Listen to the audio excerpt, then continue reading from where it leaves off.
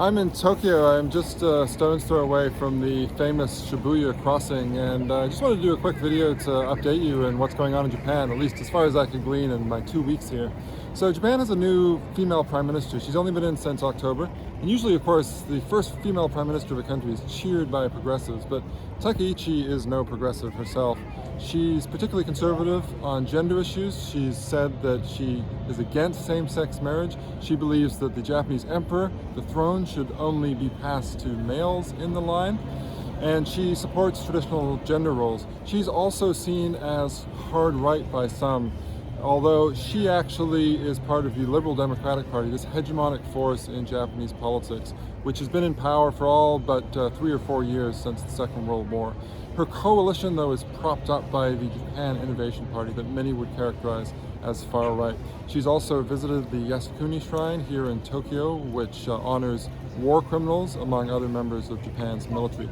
And all this seems to have provoked the Chinese. There was an incident recently where a Chinese diplomat seemed to suggest that Takaichi should be beheaded for reiterating Japan's long-standing policy that if China attempted to invade Taiwan, Japan would respond with its allies. In the wake of that, Takaichi and senior Japanese diplomats reiterated Japan's long-standing position.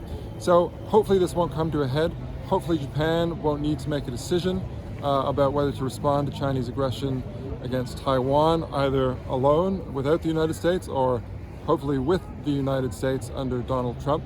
But of course, this is only the tip of the iceberg of a centuries or really millennia-long rivalry between China and Japan. Now, when I was growing up, when I was a kid in the 80s, or when I was studying at school in the 90s, Japan in the 80s was an economic tiger, and in the 90s it started to change. People started to talk about the lost generation. Well, that's really turned into lost 2 or even 3 generations at this point.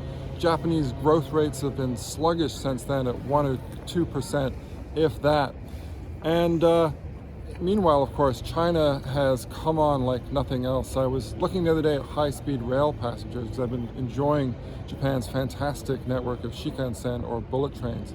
And Japan had an astounding lead throughout the 60s, 70s, 80s in terms of passengers using high-speed rail. That's all changed though. China came out of nowhere after around 2006, and it now has by far the largest high-speed rail network in the world, both by network length and by number of passengers. That's just one example of how China has really started to catch up to Japan economically. So of course, Japanese leaders have tried for a while to boost Japanese growth figures. Shinzo Abe, the former premier, had a package of quite bold measures to shake up the Japanese economy. He introduced negative interest rates to stimulate people to spend. And despite all that, the effects were kind of mixed. The sluggish growth rates continued, and Takaichi is now in a position to have to do something bold, like Abe, of whom she was a protege. She wants to boost spending. She's going to target spending at AI, aerospace, and defense.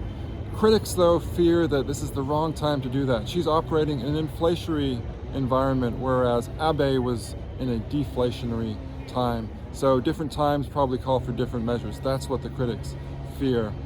So we'll see what happens with that. We'll see if she can succeed in shaking up the Japanese economy. We'll see what happens in terms of whether she is really a far-right figure, as some claim, or whether she's going to lead from the center with this hegemonic Liberal Democratic Party. If nothing else, she's an interesting figure. She seems like an unpredictable figure. She famously played in a rock band as a drummer when she was younger, and she still plays drums just to relax. She enjoys Deep Purple, Iron Maiden, other even heavier metal bands.